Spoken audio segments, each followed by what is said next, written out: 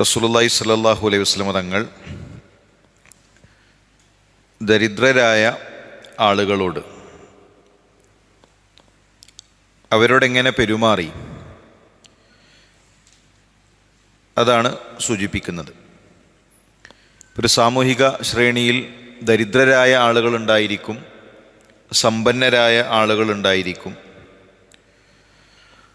അതിനിടയിൽ ഒരു മധ്യമമായ സാമ്പത്തിക ഭദ്രതയുള്ള ആളുകളുണ്ടായിരിക്കും. ഇതെല്ലാം പരീക്ഷണമാണ്. ദാരിദ്ര്യം പരീക്ഷണമാണ്, സമ്പത്ത് പരീക്ഷണമാണ്. എന്നാൽ പ്രവാചകൻ സല്ലല്ലാഹു അലൈഹി വസല്ലം തങ്ങൾ ഫുഖറാക്കളെ, ദരിദ്രരെ പ്രത്യേകം പരിഗണിക്കുമായിരുന്നു.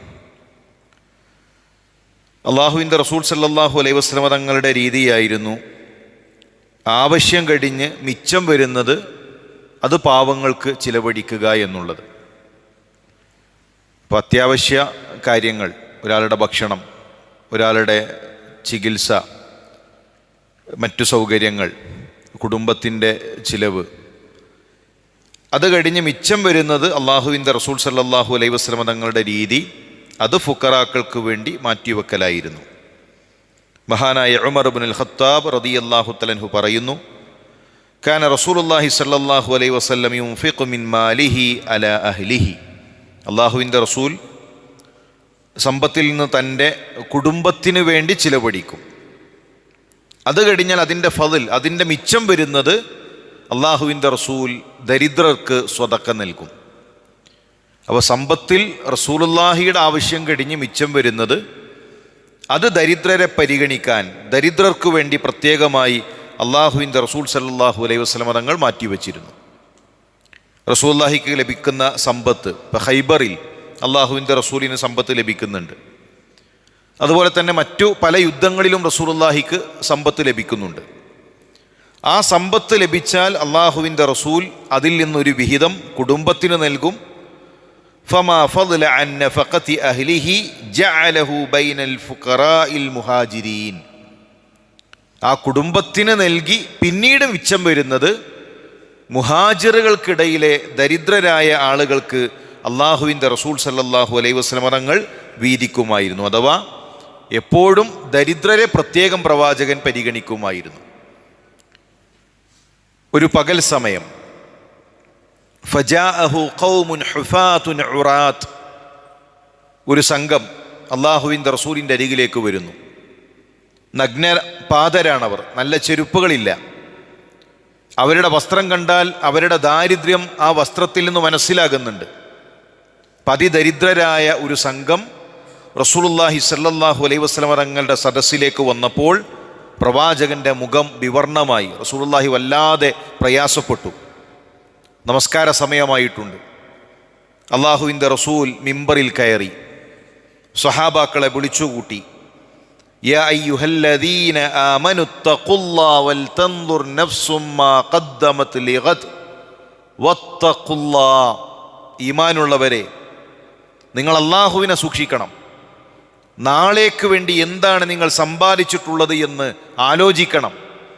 അതുകൊണ്ട് ഇതാ നിങ്ങളുടെ അരികിലേക്ക് വന്ന സഹോദരന്മാർ, അവർക്ക് വേണ്ടി നിങ്ങൾ സ്വതക്ക നൽകുക എന്ന് റസൂലുള്ളാഹി പറയുകയാണ്. ദീനാറ് നൽകാൻ കഴിവുള്ളവർ ദീനാറ് നൽകട്ടെ.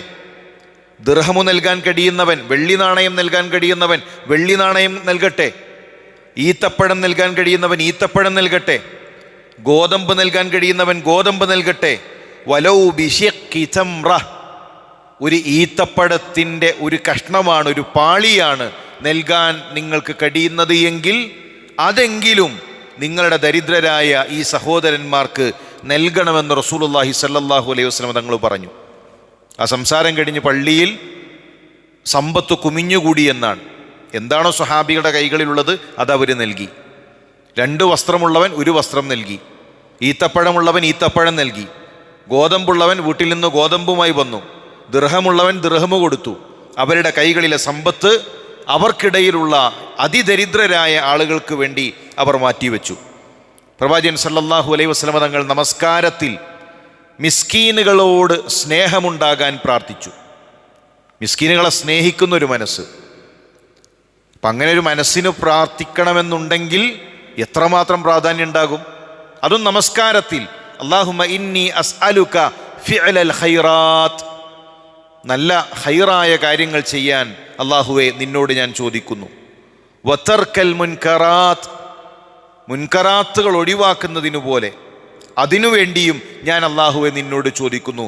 വഹുബ്ബൽ മസാക്കീൻ, മിസ്കീനുകളോട് ഇഷ്ടം, പാവങ്ങളോട് ഇഷ്ടം, പാവങ്ങളെ പരിഗണിക്കുന്ന ഒരു മനസ്സ് അല്ലാഹുവേ അത് ഞാൻ നിന്നോട് ചോദിക്കുന്നു. അപ്പം നമുക്ക് വേണ്ട ഒന്നാണ്, ഒരാൾ സമ്പത്ത് കുറഞ്ഞുപോയി എന്നതുകൊണ്ട് ഒരാൾ അകറ്റരുത്. സമ്പത്ത് കുറഞ്ഞുപോയി എന്നതുകൊണ്ട് അയാൾ അവഗണിച്ചു എന്ന് അയാൾക്ക് തോന്നരുത്. മിസ്കീനുകളെ അള്ളാഹുവിൻ്റെ റസൂൽ പരിഗണിച്ചിട്ടുണ്ട്. അള്ളാഹുവിൻ്റെ അരികിൽ അവർക്ക് സ്ഥാനമുണ്ട്. നമ്മുടെ അരികിലും ദരിദ്രരായ ആളുകൾക്ക് സ്ഥാനമുണ്ടായിരിക്കണം. റസൂലുള്ളാഹി മഹാനായ അബൂദർ റളിയല്ലാഹു തആല അൻഹുവിന് നൽകിയ 7 ഉപദേശങ്ങൾ.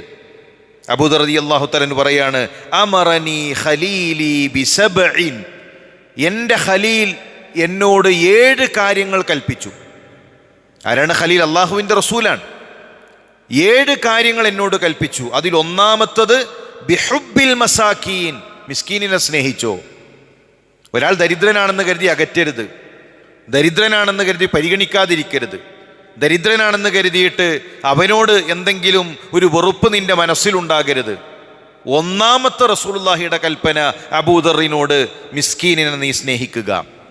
അതുകൊണ്ട് പ്രിയമുള്ളവരെ, അള്ളാഹുവിൻ്റെ റസൂൽ പരിഗണിച്ചവരാണ് ദരിദ്രരായ ആളുകൾ.